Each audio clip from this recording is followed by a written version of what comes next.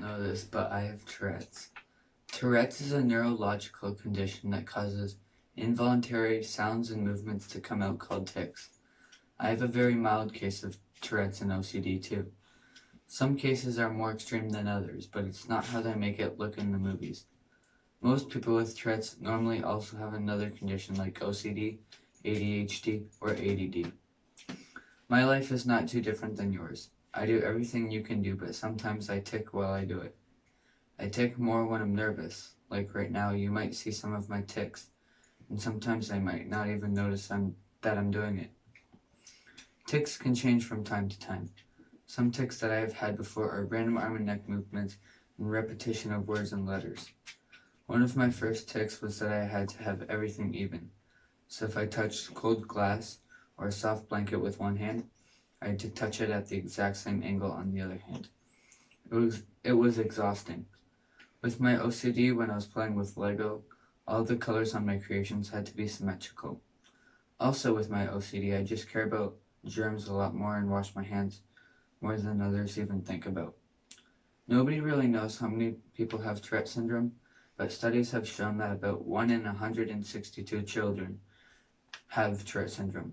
Tourette's is more common in boys than in girls, and symptoms usually appear between the ages of 5 and 9 years old.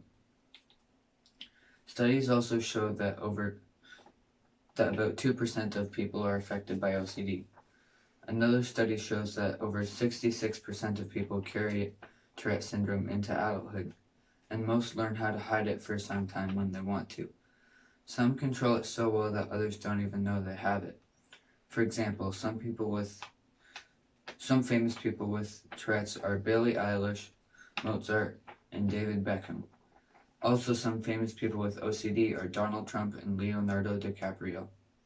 I have recently been doing online meetings with someone in England who teaches me how to hold in my tics for periods of time, so I can control it when I want to. One of the first things she taught me was what the feeling of an oncoming tic was. The feeling I get before ticking is basically like an itch or sneeze in a different spot. Then she taught me techniques on how to calm down and focus on the tic feeling so I can delay the tics. And now I can delay my tics for about 15 to 20 minutes. It makes me very tired though. I don't think you guys could hold in an itchy or sneeze for that long.